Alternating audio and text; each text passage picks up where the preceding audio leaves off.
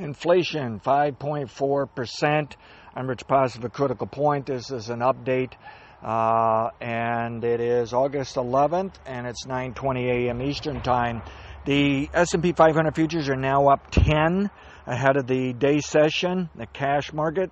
And the reason for that is that investors liked the inflation report, and that even though it was 5.4%, they kind of feel like that's in line with all the other types of inflation reports, and even the prior inflation report, the type that is, that came out just minutes ago. In addition, inside of that inflation, they believe the core inflation was lower than what everybody was anticipated.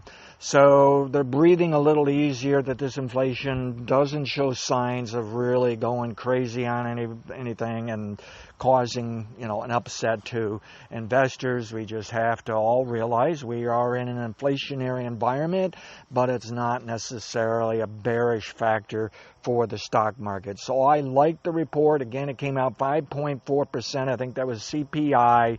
That was annual. And I forget what was the last one, but I think it was a little lower than that.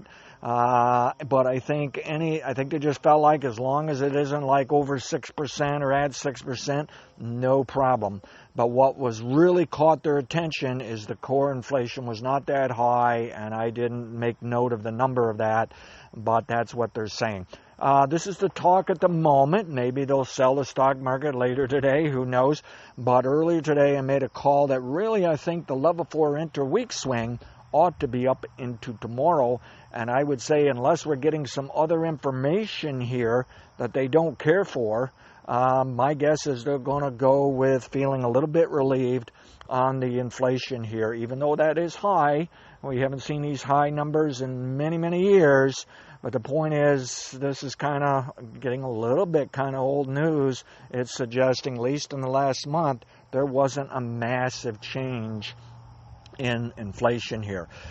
So I think until you see a violation of the low of this week or something like that, we'll stay with our forecast for not only into next week, but also the forecast for August into September within what is a long-term bull market for U.S. equities, if not the world.